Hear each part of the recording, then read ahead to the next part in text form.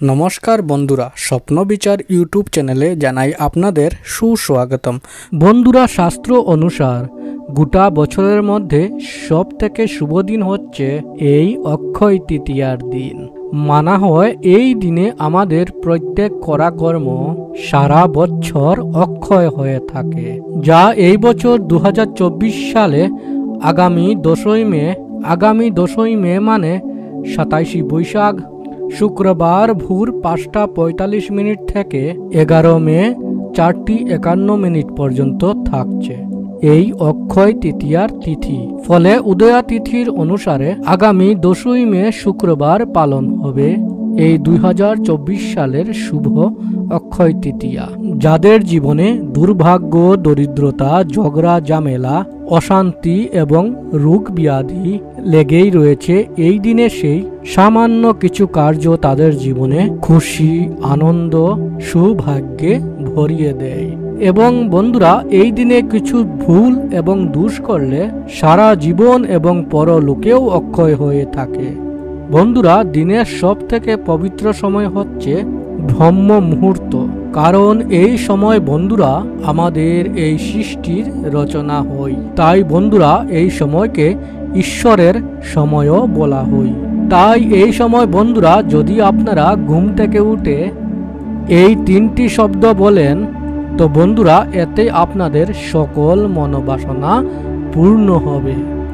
আর এটি কিন্তু আমার কথা নয়, স্বয়ং বিষ্ণু পুরাণে এই কথার উল্লেখ আছে। তা কি সেই শব্দ আর কিভাবে তা আপনারা বলবেন, ভিডিওটি অবশ্যই পুরো দেখুন।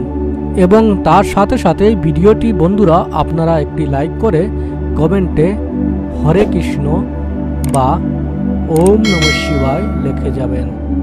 বন্ধুরা, বিষ্ণু পুরাণের প্রথম খণ্ডের 3য় অধ্যায়ে ভগবান বলছেন যে একটি পুরো দিনের মধ্যে 30টি মুহূর্ত হয়, আর তার মধ্যে 10টি হচ্ছে অশুভ, আর 16টি হচ্ছে শুভ, বিচিত্র 2টি এবং মহৎ 2টি। মানে দিনের সব থেকে শুভ সময় হচ্ছে এই 2টি মুহূর্ত।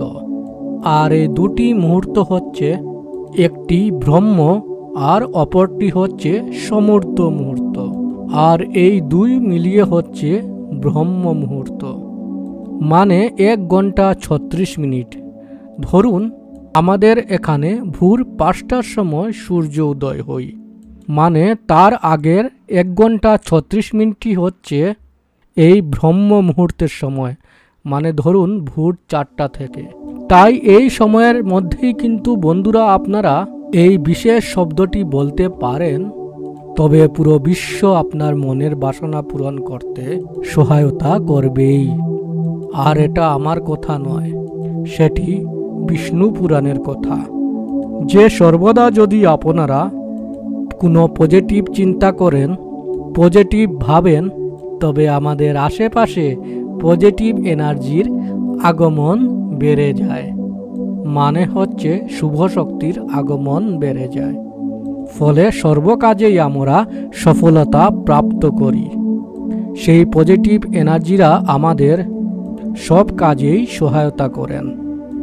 তাই এর জন্য বন্ধুরা আমাদের শাস্ত্রে বলছে এই সময়কে পরমেশ্বরের সময় বলা হয়। এই সময় বিভিন্ন পজিটিভ এনার্জিরা এই পৃথিবীর দিকে ছুটে আসেন। ফলে এই সময় যেসব ব্যক্তিরা ঘুম থেকে উঠে ধ্যান জপ করে, গীতা পাঠ করে, মালা জপ করে বা পুজো অর্চনা করে, তাদের সকল মনোবাসনা তারা পূর্ণ করে দেন। এবং সায়েন্সও বলছে বন্ধুরা যে এই সময়ে বায়ুমণ্ডলের কসমিক এনার্জির বৃষ্টি হয়। আর যেহেতু বন্ধুরা আমরা এই পৃথিবীতে বাস করি, তাই এই কসমিক এনার্জিকেও কিন্তু বন্ধুরা আমরা রিসিভ করি। তাই সেই কসমিক এনার্জি রিসিভ করার সময় যদি সেই সময় আমরা পড়াশোনা করি, ধ্যান করি বা এই মন্ত্রটি বলে নিজের মনোবাসনা বলি, বন্ধুরা পুরা ইউনিভার্স, ঈশ্বর, সকল দেবদূতেরা সেই কাজেতে সাহায্য করতে লেগে যায়। সেই জন্য বন্ধুরা আপনারা ব্রহ্ম মুহূর্তে ঘুম থেকে উঠে আপনারা 3 বার ওম নমঃ শিবায় বা হরে কৃষ্ণ মহামন্ত্র ও গায়ত্রী মন্ত্র জপ করে দুহাত জোর করে ভগবানকে বলবেন যে পরমাত্মা আপনাকে অনেক অনেক ধন্যবাদ আজকের দিনটি নতুন করে শুরু করার জন্য, আমাকে এত ভাগ্যশালী বানানোর জন্য। এবং তারপর বন্ধুরা আপনারা আপনাদের যা মনোবাসনা রয়েছে তা পূর্ণ হবে বা পূর্ণ হয়ে গেছে তা বলবেন এবং তা মনে মনে কল্পনা করবেন।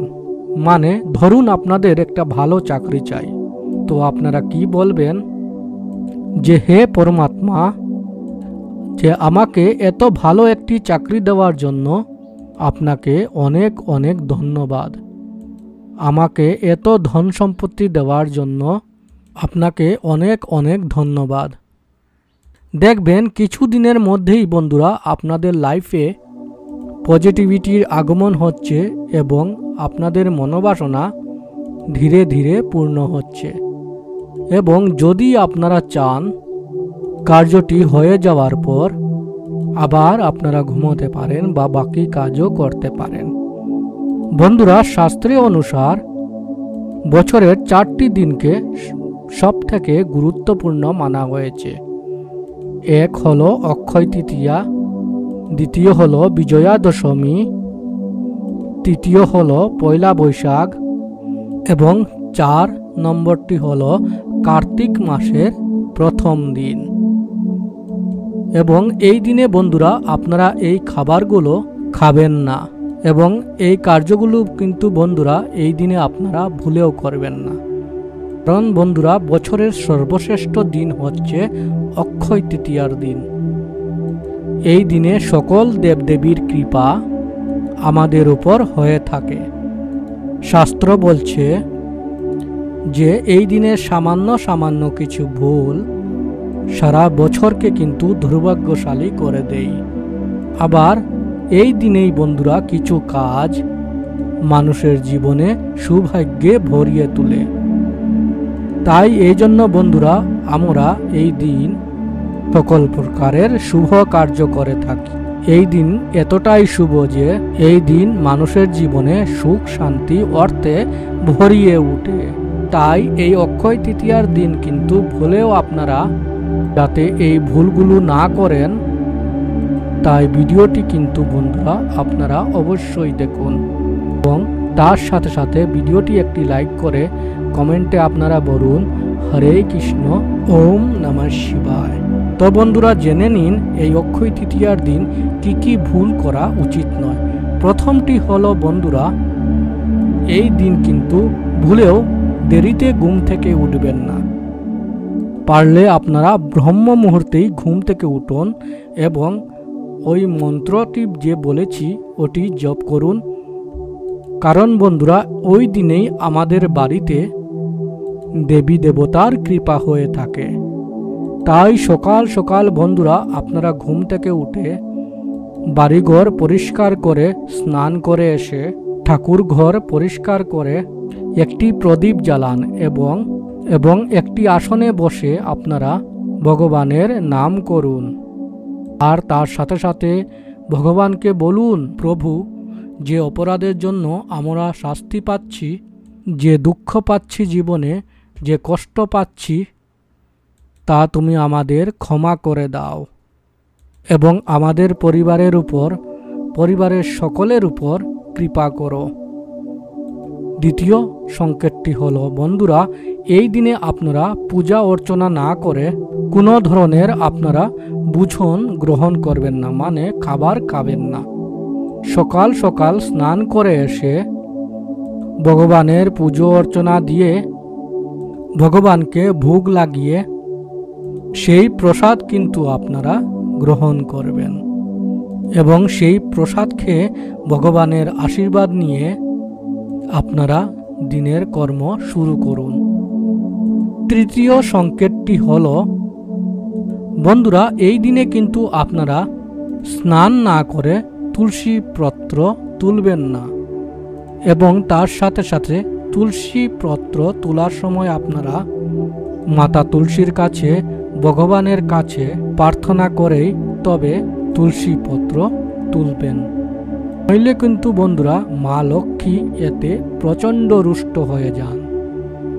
চতুর্থ সংকেতটি হল বন্ধুরা, এই দিনে কিন্তু বাড়ি নির্মাণের কার্য করা কিন্তু খুবই অশুভ, কিন্তু এই দিনেই আবার গৃহ প্রবেশ করা অত্যন্ত শুভ। পঞ্চম সংকেতটি হল বন্ধুরা, এই দিনে কিন্তু ভুলেও নিজের বাড়ি ঘর বা আশেপাশে নোংরা রাখতে নেই। পরিষ্কার জামা কাপড় পরতে হয়। সকলের সাথে কিন্তু এদিন ভালো ব্যবহার করতে হয়। ভগবানের নাম ও প্রসাদ বিতরণ করতে হয়। তো বন্ধুরা, আজকের মতো এতটুকু। ভিডিওটি ভালো লেগে থাকলে লাইক, শেয়ার, সাবস্ক্রাইব নিশ্চয় করবেন এবং এই সব নতুন নতুন ভালো ভালো ভিডিও পেতে ভিডিওটি সাবস্ক্রাইব অবশ্যই করে রাখবেন এবং পাশে থাকা বেল আইকনটিকে ক্লিক করে রাখবেন।